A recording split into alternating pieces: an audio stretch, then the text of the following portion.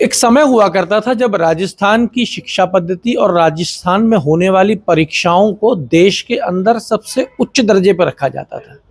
लोग बाहर से राजस्थान आते थे, राजस्थान से डिग्री लेना चाहते थे, राजस्थान की नौकरियों की पारदर्शिता की मिसालें दी जाती थी।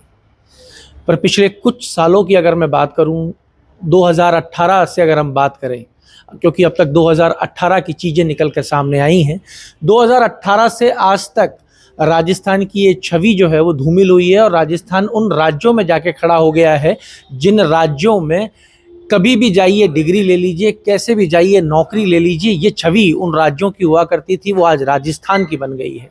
राजस्थान का युवा बेबस नज़र आ रहा है क्योंकि राजस्थान में कभी पेपर लीक हो जाता है और अगर पेपर लीक नहीं होता, सब कुछ सही से हो जाता है, तो नौकरी लगने के कुछ साल बाद पता लगता है कि OMR शीट में घोटाला कर दिया गया। जिसके 20 नंबर आए उसको मेरिट में ले आए, फोटोशॉप से पूरा का पूरा काम किया और निरंतर रूप से चल रहा है।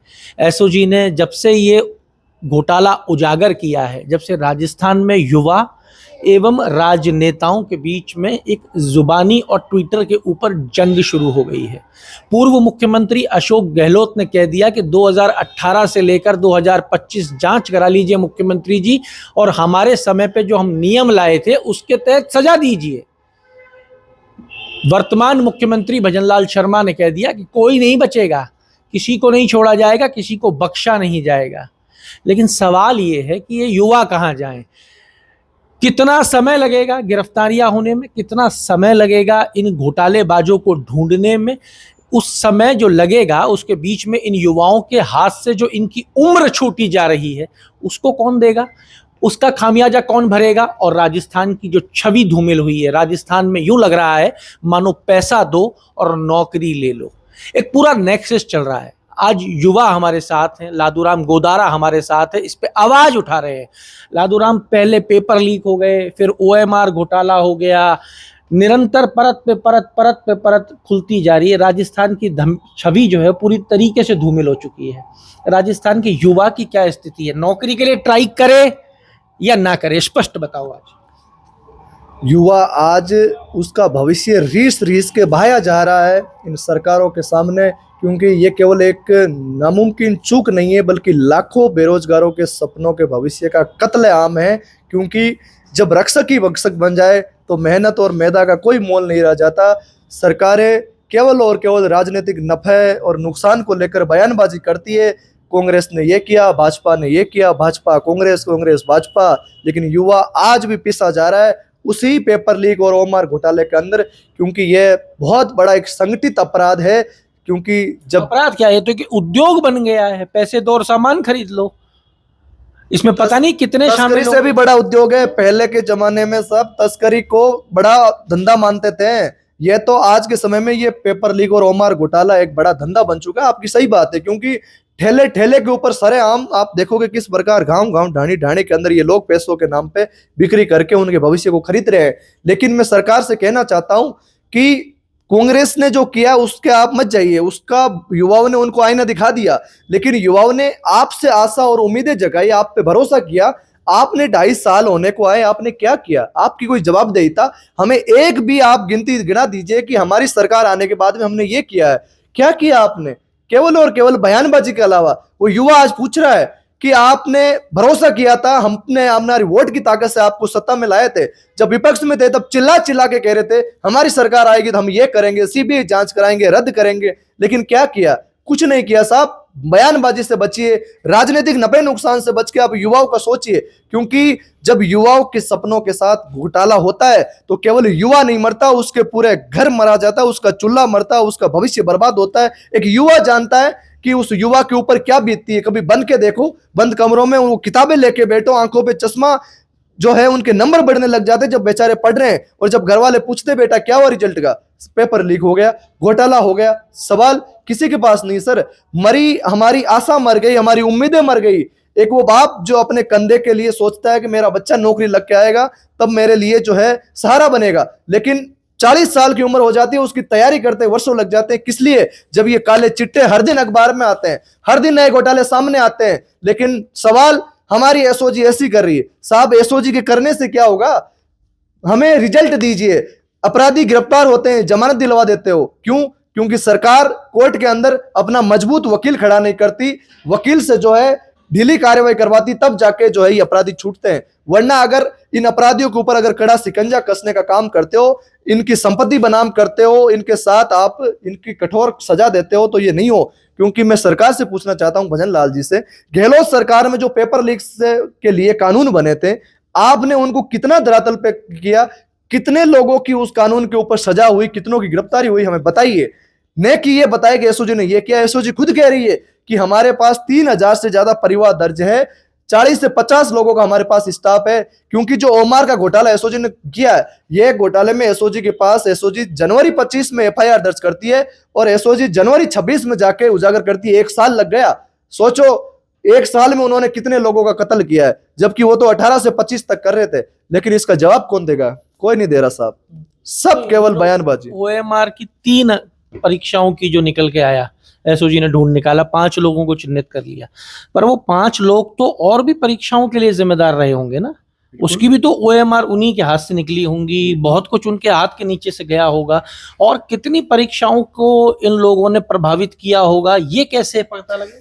इस सवाल, ये तो सबसे बड़ा सवाल हम सरकार से भी करते हैं और बोर्ड के अध्यक्ष आलोक राज जी से करते हैं कि आप हमें यह बताइए कि संजय माथुर और परवीन गंगवाल जो गिरफ्तार हुए हैं, उन्होंने 18 से 25 तक कितने एग्जाम की जिम्मेवारी उनके पास थी, कहां कहां उनकी ड्यूटी थी, कितने एग्जाम के रिजल्ट का उनके पास में डाटा था, कितने एग्जाम को लेकर उन्होंने ओमार स्कैनिंग किया, डाटा प्रोसेसिंग का काम किया, ये बताए क्यों ना। क्योंकि अगर वो 3 भर्तियों में शामिल थे, ये तो सामने आ गया 18 का घोटाला, जबकि वो तो बोर्ड के अंदर 2014 से नियुक्त है। इससे पहले भी न जाने उन्होंने भर्तियां लीक की है। क्योंकि जैन की भर्ती के अंदर जो जिसमें उनका नाम आया है, 2021 की जैन भर्ती जिसमें पेपर लीक हुआ, और दोबारा 2022 में भर्ती होती, उसका भी पेपर लीक होता है, पेपर लीक भी होता है, ओमार भी भरवाता है।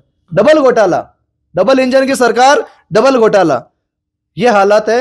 लेकिन इसका कोई जवाब नहीं दे पा रहा, कोई जवाब देता तो नहीं हो पा रही। इसलिए हम मांग करते हैं कि हमें ये बताए कहां का जिम्मेवारी थी, कौन कौन इनके पीछे, किसका संरक्षण इनको प्राप्त था। क्योंकि अगर ये ईमानदार इतना होता तो ये घोटाला नहीं करता।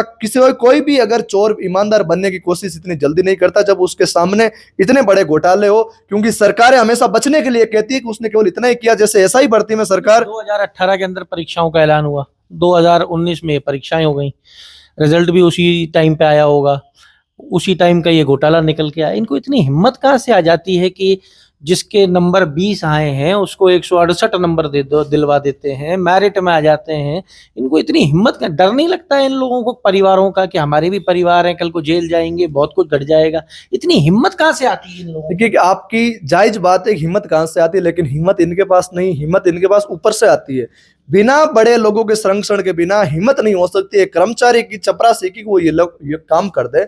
और जब उस समय के तत्कालीन अध्यक्ष बीएल जाटावत को पता था, जिन्होंने इनकी जांच कमेटी जो बनाई उनकी नियुक्ति के अंदर इन दोनों को शामिल भी किया, और उनको पता भी था क्योंकि इनका नाम लखनऊ की उस जो यूपी एसटीएफ ने जब उस कंपनी के ऊपर छापा मारा, तब गिरफ्तार किया, तब उस एफआईआर में इनका नाम था। लेकिन बीएल जाटावत ने भी ये नहीं कहा कि ये कर्मचारी ये काम कर रहा है, क्योंकि बीएल जाटावत तो खुद दोषी था इसके अंदर, जबकि उसकी गिरफ्तारी नहीं। अनिल चौधरी जो सिपाही था उसकी गिरफ्तारी नहीं। इसमें आपकी सही बात है कि उनको हौसला और हिम्मत ऊपर से मिलता है। जब बड़े लोगों का संरक्षण होता है तो ऑटोमेटिक जो है चोर हौसला अफजाई करता है। क्योंकि अगर पहली बार कोई चोरी करता है तो उसको डर लगता है, लेकिन लगातार अगर वो चोरी करते जाता है तो उसका हौसला और बुलंद होता है, क्योंकि उसको ये पता है कि हमारे पास बचाने के लिए बड़े लोग हमारे पीछे है, पर्दे के पीछे है, हमें कोई जरूरत नहीं है। ये केवल दिखावटी कार्रवाई है। और मैं गारंटी के साथ कहता हूं ये कुछ दिन ये माहौल चलेगा, ये राजनीतिक बयानबाजियां होगी, लेकिन उसके बाद में नई बात 9 दिन शांत। जैसे पद्मा चौधरी का मुद्दा शांत हुआ, जेटीए का जो हनुमान बेनीवाल जी ने मुद्दा उठाया था, जिसमें आलोक राज जी ने केवल उस प्रेस की कंपनी के ऊपर जो है आरोप लगा के जिम्मेदारी से अपने को इतिश्री कर लिया, मुक्ता राव का जो किरोड़लाल ने उठाया इतिश्री कर लिया। तमाम मुद्दे ये कुछ दिनों के लिए उठते हैं, लेकिन युवा हमेशा रोता रहता है। वो सोचता है कि कोई आएगा हमें न्याय दिलाएगा, उठाएगा, लेकिन सरकारें केवल जवाबदेहिता तय नहीं कर पा रही। क्यों? चुनावी फायदों को देखते हुए। और मैं आपको कह रहा हूं सामने पंचायती राज और निगम के चुनाव है, आप देखना ये तमाम नेता सरकार को तो चुनावी फायदा युवाओं के साथ खड़े होने में, उनके विरोध में जाने से सरकार को चुनावी फायदा कैसे मिल जाएगा? इसलिए मिलेगा ना कि ये 2018 का घोटाला कांग्रेस ने किया, उजागर हुआ। देखिए कि हमने बीजेपी ने सत्ता में आने के बाद में 2.5 साल बाद में पुराना मामला उठा के लाए। युवाओं को ये थोड़ी समझाएंगे कि अभी भी घोटाले हो रहे थे, हम कोई जांच नहीं कर पा रहे हैं, आपका भविष्य अभी भी बिका जा रहा है, कत्लेआम हो रहा है, उस पर भी हम कोई संज्ञान नहीं 19 करेंगे। से 23 के बीच में जितनी परीक्षाएं हुई उनमें से आपने अभी कहा कि 3000 से ज्यादा एसओजी के पास परिवाद है। क्या सिर्फ इन्हीं 4, 5, 6 परीक्षाओं के परिवाद हैं एसओजी के पास, या एसओजी के पास और भी परीक्षाओं के परिवाद पहुंचे हैं? एसओजी के पास कई सारी भर्तियों के परिवाद है।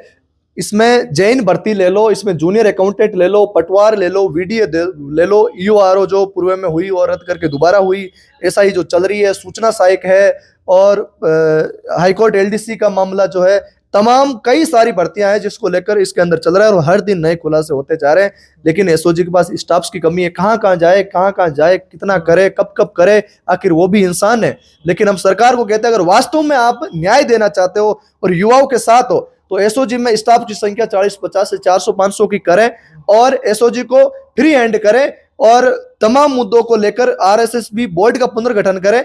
एक सेवानिवृत्त न्यायाधीश के नेतृत्व में कमेटी गठित करें जिसके अंदर युवाओं का प्रतिनिधित्व हो और वो कमेटी हमेशा जब ऐसे मसले हो तब हमेशा बोर्ड के अंदर फ्रीडम रूप से जा सके और संवाद कर सके और तथ्यों को छानबीन कर सके और हमेशा निगरानी में रहे, तब जाके इनका सफाया होगा।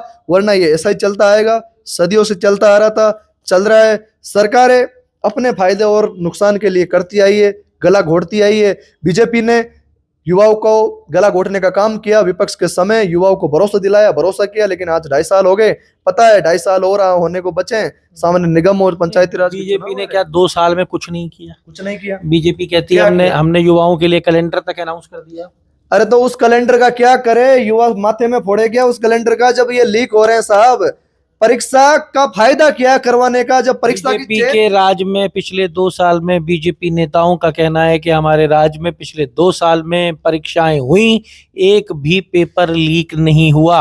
कहां से होगा जब वो हमारे बदलवा रहे हो साहब पीछे के बैकडोर से, होगा कहां? ये फॉर्म एडिट तुम्हारे राज्य में हुए 2024 में। कौन सा फॉर्म है? ये कौन कर रहा है? ये पीटीआई भर्ती 2022 का है, जो भर्ती तो कांग्रेस के काल में हुई, लेकिन फॉर्म एडिट तो बीजेपी के राज में हुआ है 2024 जनवरी 2024। किसकी सरकार थी जनवरी 2024 में? सरकार तो बीजेपी की थी। ये देखियो आप, जनवरी 2024 आई थी तो हुआ है ना।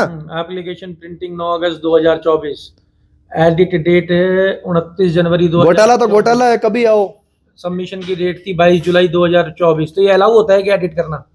अलाउ तो कुछ भी नहीं, अलाउ तो पेपर लीक करना भी नहीं है, अलाउ तो ओमार के अंदर छेड़छाड़। नियम के हिसाब से ये कोई नियम नहीं होता। अलाउ है क्या? फॉर्म इसमें कॉलम आ रहा है एडिट। मैं बताता हूं, ये जब एग्जाम फॉर्म भरा जाता है उस समय एडिटिंग अगर उस दौरान कोई एडिट करता अपने फॉर्म में कर सकता है, या उसके बाद में बोर्ड जो है फॉर्म फिल करने के कुछ दिनों बाद में। अगर कोई आदमी अपने एग्जाम देने के लिए भरता है तो उस फॉर्म की एक डेट तय होती है, इतनी तारीख तक भर देना। सही है कि गलत? बिल्कुल सही बात है। उसके बाद में अगर उस डेट से पहले अगर उसने कुछ गलत भर दिया है तो अलाउ है उसको एडिट करके ठीक कर दे। संशोधित 1, 2 या 3 दिन का समय दिया जाता है कुछ दिनों के अंतराल में। हाँ। और कभी कभार देती भी है और कभी कभार नहीं भी देते, कोई नियम भी नहीं है विशेष। लेकिन पीटीआई भर्ती के अंदर तो ज्वाइनिंग के बाद में सितंबर 2023 में ज्वाइनिंग कब हो गई इसकी? ये देखो, ये लिखी हुई है सितंबर 2023 में ज्वाइनिंग हो जाती। ज्वाइनिंग के बाद में भी बंदा फॉर्म एडिट कर रहा है। 2023 इसमें ज्वाइनिंग की डेट क्या लिखी हुई है? ज्वाइनिंग ये मैंने लिख रखी है 9 सितंबर 2023 को ज्वाइनिंग होती है। सितंबर 2023 में ज्वाइन हो गया और एडिट हो रहा है फॉर्म जनवरी 24 में। जनवरी 24 में। ये क्या इंडिकेट करता है? ये इंडिकेट करता है कि कहीं ना कहीं ये शंका के दायरे में था, नौकरी हासिल करने के लिए। फार्म गलत भरा गया है ये मान लेते हैं। हाँ, कहीं ना कहीं मिस्टेक। ये फार्म लादू राम का है और ये गलत भरा गया है। बिल्कुल गलती हो गई आपको। भी बड़ा उदाहरण देता हूं। पहले इसको क्लियर कर लेते हैं। ये फार्म गलत भरा गया है, आप ही का फार्म है यूं मान लेते हैं, ये गलत भर गया, तो क्या आपको नौकरी मिलेगी गलत फार्म के बेस पे या आपका फॉर्म रिजेक्ट हो जाएगा?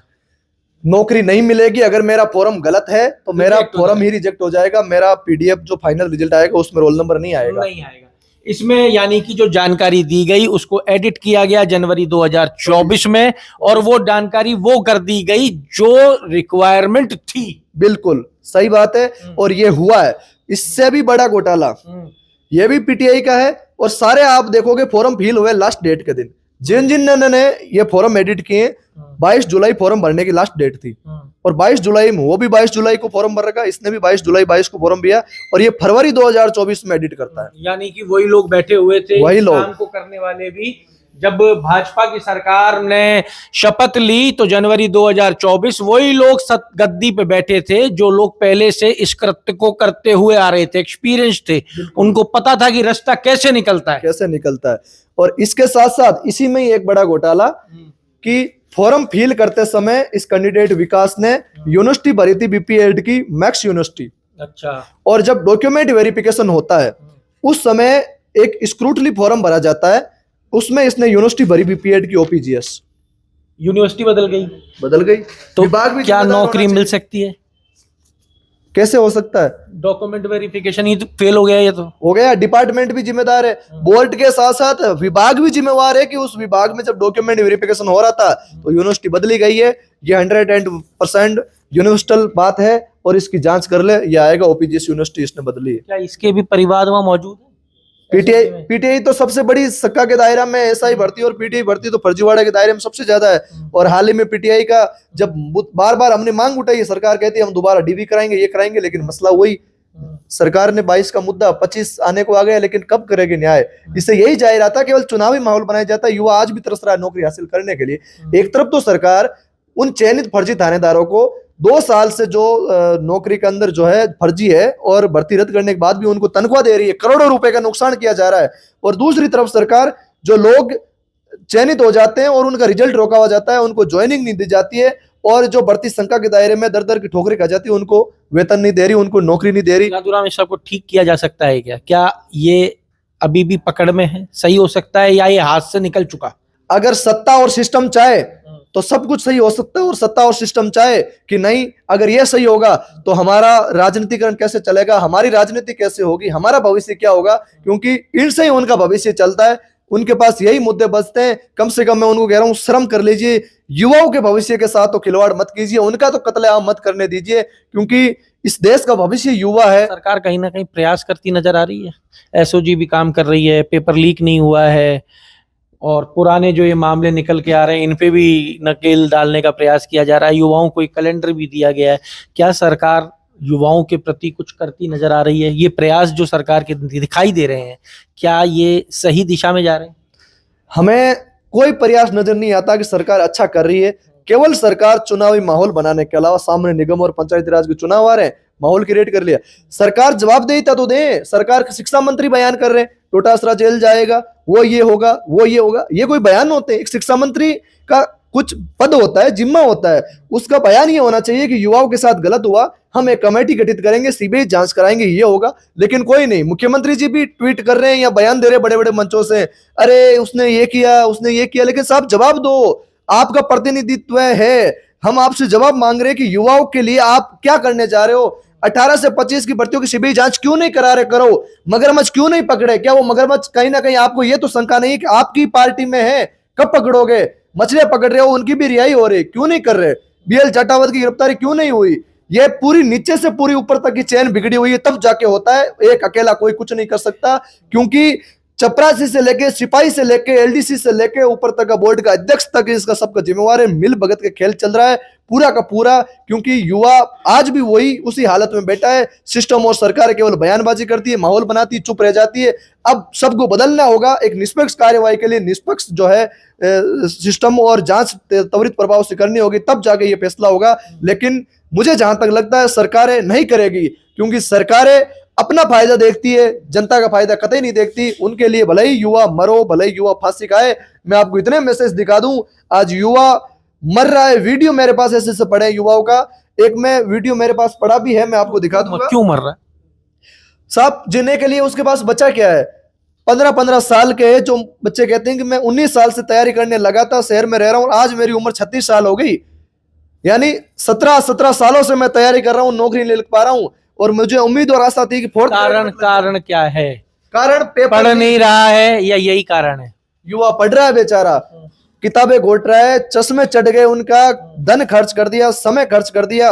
लेकिन सिस्टम यह है, पूरा धूमिल है, क्योंकि ये केवल एक चूक नहीं है, ये उन युवाओं के साथ कत्ल है साहब। पढ़ के क्या फायदा जब पूरी चेन प्रक्रिया ही निरस्त हो जाती है। पहले पेपर लीक, फिर ओमार लीक, फोरम एडिटिंग, पूरी कार्यवाही ध्वस्त हो जाएगी। यानी एक पूरा रेड फ्लैग है, रेड फ्लैग है। तब युवा जाके उसको सोचता है मेरी मेहनत थी, अब किस्मत पर मुझे भरोसा नहीं, तब जाके हुआ। लेकिन जब रोज ये चिट्ठे आते तब उसको पता चलता है कि मेहनत में कमी नहीं थी, लेकिन सिस्टम पर खराब था। उस सिस्टम की नाकामयाबी की वजह से मुझे ये भुगतना पड़ रहा है। कब तक भुगेगा साहब? पैसा फिर आ सकता है, समय नहीं आ सकता, भविष्य नहीं आ सकता। और वो हिम्मत कहाँ से आएगी जो टूट नहीं गई? आएगी साहब। घर वाले कह रहे एक मांग हो गई सीबीआई से जांच होनी चाहिए। दूसरी ये मांग है कि आरएसएस बोर्ड का पुनर्गठन किया जाए, ताकि नीचे से ऊपर तक जो कर्मचारी अब तक जिनका ट्रांसफर तक नहीं हुआ, जो अब तक 10-10 सालों से वहां तक बैठे थे, आखिर क्या। मैं संजय माथुर जी का एक छोटा सा एग्जांपल बताऊं। अभी जनवरी 24 के अंदर एलडीसी की एग्जाम होती है भर्ती की, और जनवरी 25 एलडीसी की टाइपिंग होती है। उस समय सोशल मीडिया के माध्यम से भी और कई सारी यूनिवर्सिटी में कुकस में और मसला चला था टाइपिंग में गड़बड़ी का। तब युवाओं ने, ये संजय माथुर जी टेक्निकल हेड थे, तब उस समय कई सारे मेरे साथ के युवा जो एसआई भर्ती मेरे साथ थे, वो युवा इस मुद्दे को लेकर संजय माथुर जी के पास गए थे बोर्ड में। आलोक राज जी के पास गए जाने को तो, लेकिन उन्होंने कहा, टेक्निकल हेड संजय जी से मिले तो उन्होंने कहा आप बेईमान हो, आप पढ़ाई लिखाई नहीं करते हो, आपको लगता है कि मैं टाइपिंग नहीं कर पाऊंगा इसलिए आप आ गए यहाँ चिल्लाने के लिए, भगो, आप बेईमान नहीं हो। लेकिन आज देखो कि वो कितना बेईमान था। आप चाहो तो मैं वो वीडियो आपको दिखा सकता हूँ कि वो युवा कैसे उनको जो है भगाने का काम करे, जिसमें गर्ल्स और काफी संख्या के अंदर जो है स्टूडेंट्स थे, और उनको वहां से भगाया गया। ओएमआर घोटाले में पकड़ा गया है वो माथुर।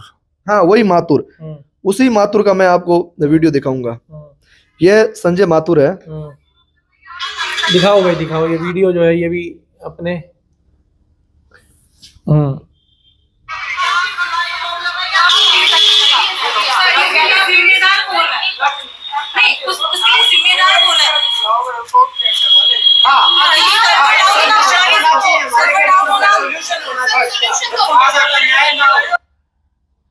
ये बच्चे कह रहे हैं सर्वर डाउन होना, सर सॉल्यूशन कब होगा, जिम्मेवार कौन है। लेकिन ये इतिश्री कर रहे हैं कि आप बेईमान हो, आपने जो है स्किल नहीं की, आप में वो स्किल नहीं है। और आज जब इसकी सामने आई इसकी खुद की स्किल और ईमानदारी, तो वो युवा कह रहे हैं कि उस समय हमारे भविष्य को लूटा और न जाने कितनों को लूटा। सिस्टम पूरा खराब है, नीचे से लेके ऊपर तक की पूरी चैन इसमें धूमिल है। पूरा युवाओं के घर वाले आज उनको कह रहे हैं तू आरएस की तैयारी कर रहा था, 4th ग्रेड नहीं लग पाया, क्या करेगा जीवन में।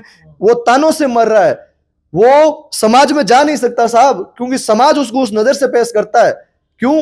क्योंकि अगर एक पड़ोसी नौकरी लगता है तो 10 अगर पड़ोसी तैयारी करने वाले होते नौकरी हासिल नहीं करते, तो समाज उसको गलत नजर से देखता है कि तू शहर में तैयारी नहीं कर रहा, तू शहर में गलत कर रहा है। लेकिन वो युवा जानता है जो इस चकाचौंध भरी दुनिया से हमेशा दूर रहता है, काली कोठरी में बंद लाइब्रेरी में बैठ के तैयारी करता है, एक एक रुपए जुटा के वो तैयारी करता है। लेकिन जब वो युवा देखता है, वो रोता है। मैं इतने रोते हुए कि वीडियो दिखा दूं, लेकिन मेरे को खुद को आंसू आते हैं, मैं खुद नहीं देखता। इतने फोन में मेरे मैसेज आए हुए पड़े कि मैं फांसी खा के मरूंगा, मैं जाऊंगा, कहाँ जाऊंगा, मेरे को 5,000 रुपए दे दो तैयारी करने का। ये नहीं है, वो मर रहा है। क्या करे बेचारा युवा, इतनी इतनी डिग्रियां लेके बैठा है। और वो मेरे कुछ साथी है 2-3 जिनके पास डिग्रियां हैं, जो अब चाय की थड़ी खोली उन्होंने, वो दिन में चाय की थड़ी चलाते हैं और रात को लाइब्रेरी में पढ़ाते हैं। और ये हकीकत है, मैं आपको एड्रेस बता दूंगा, जाके देख लेना। दिन में वो 15 से 20 हजार रुपए कमाने के लिए चाय की थड़ी लगाते हैं और रात को वो पढ़ाई करते हैं। क्यों? कि उनके घर वालों ने पैसे देने बंद कर दिया कि 10 साल हो गए पैसे देने के लिए। और ये नहीं, उन्होंने 2-2 आरएस के मेंस लिख रखे हैं, वो बंदे चाय की थड़ी खोल रहे हैं सर। क्यों? कि उनका 4th ग्रेड में सिलेक्शन नहीं हुआ। 2-2 मेंस लिखने वाले बंदों का 4th ग्रेड में सिलेक्शन नहीं हुआ। क्यों? क्योंकि घपला हुआ है। 4th ग्रेड में 4th ग्रेड में 101% घपला हुआ है। और आने वाले समय के अंदर आपके सामने हम उजागर करेंगे, जल्दी हम खोजबीन के अंदर तथ्य आएंगे। भले ही आलोक राज इतिश्री करने का काम करे, ट्विटर पर कितनी बार लिखे कि हम जो है ओमार को ऑनलाइन करेंगे, लेकिन साहब उस ओमार को ऑनलाइन कर दोगे, लेकिन 1 लाख लोगों के डाटा कौन जांचेगा? क्योंकि हर ओमार की प्रश्न सीरीज अलग होती है, प्रश्न पत्र की। किसके प्रश्न पत्र कौन सा आया, इसके कौन सा आया, कौन जानेगा? अगर मैंने अंदर बैकडोर से सेटिंग की है, मैं आपको क्यों बताऊंगा कि भाई मेरे ये गलती थी? कोई भी क्यों बताएगा? तो 1 लाख लोगों की ओमार कौन जांचेगा? इसलिए हम ये कह रहे हैं कि ओमार सिस्टम को सुधारने के लिए सरकार से मांगे कि ओमार पर 2 कार्बन कॉपी दी जाए, सेंटर पर ओमार की स्कैनिंग हो, 10 से 15 मिनट का एक्स्ट्रा समय देके जब आप 5th ऑप्शन के लिए और बारकोडिंग के लिए अगर आप ये कर सकते हो, बायोमेट्रिक के लिए सॉरी, तो आप ओमार स्कैनिंग के लिए क्यों नहीं कर सकते? ओमार स्कैन कीजिए, ताकि जिस प्रकार आरएस मेंस की कॉपी में होता है एक स्कैनर, ताकि पता नहीं चलता किसकी कॉपी है, वैसा ओमार में होना चाहिए। और वहां से नाम रोल नंबर तुरंत फाड़ लेने चाहिए, क्यों? ताकि बाद में स्कैन से ही डाटा हो और फिर वो ओमार जो है तुरंत जो है रिजल्ट के साथ साथ ऑनलाइन भी करे। उसके साथ ये भी लिखे कि इसने कितने परसेंट अटेंड किए, कितने छोड़े और कितने नहीं किए, ये सारे डाटा हो, तब जाके शुद्धिकरण होगा, तब जाके प्रभावी जांच होगी, प्रभावी निष्पक्ष प्रक्रिया होगी। वरना ये सिस्टम ऐसा ही चलता रहेगा। कुछ दिनों की बातें हैं, कुछ दिन चलता रहेगा, युवा पिसा जाएगा। क्यों? क्या करे बेचारा युवा? आंदोलन करने नहीं आया, वो पढ़ने आया। हम लोग तो क्या इस प्रक्रिया से बहुत दुखी हुए हैं। मैंने जब तैयारी करी दुखी हुआ, जब मैं एसआई में सेलेक्ट नहीं हो पाया तो मैं लड़ा, मैंने सौगंध खा ली कि मैं थानेदार नहीं बन पाया या नहीं बन पाऊंगा, लेकिन इन फर्जी लोगों को मैं नहीं बनने दूंगा। अगर ये लोग बनेंगे तो आने वाले राजस्थान का पूरा कत्लेआम करने का काम करेंगे, क्योंकि राजस्थान को लूटेंगे, उन किसानों को लूटेंगे और मैं आगे बन जाऊंगा। लेकिन समय लंबा बीतता गया, आंदोलन करते करते, मांग उठाते उठाते, भले ही किताबें छुट्टी सड़कें आई हमारे हिस्से में, लेकिन मैं सोचता हूं कि किसी न किसी को आगे आना पड़ेगा लड़ने के लिए। इसलिए मैं युवाओं को भी कहता हूं, आगे आइए, लड़िए, हक के लिए लड़िए, भविष्य बचाए, वरना अंधेरे के अलावा कुछ नहीं बचेगा आपके हाथों में।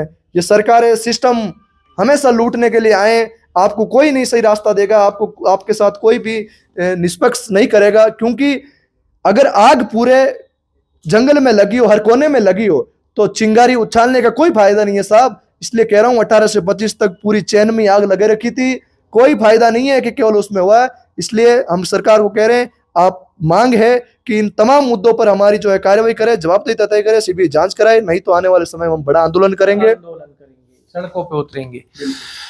तो साहब, ये आप सुन रहे थे लादूराम गोदारा को। ये युवा नेता हैं और उन युवाओं के तरफ से बात कर रहे हैं जिनकी हिम्मत टूट चुकी है। युवा अपने घर से आता है, पैसे लेके आता है। इन्होंने एक उदाहरण दिया था कि मैं आपको बता सकता हूँ, मिला सकता हूँ उन युवाओं से जो आरएएस मेंस की परीक्षा लिख चुके हैं और चाय बना रहे हैं। लेकिन मैं भी आपको ये बता देता हूँ कि मैं आपको इसी शहर के अंदर उन सैकड़ों युवाओं से मिलवा सकता हूँ जो दिन में ओला, उबर, बाइक चलाते हैं और शाम को वो अपनी परीक्षाओं की जो तैयारी है, प्रतियोगी परीक्षाओं की, वो तैयारियां करते हैं, क्योंकि उनके माता पिता उस तैयारी का खर्च, उस ट्यूशन का खर्च नहीं उठा सकते।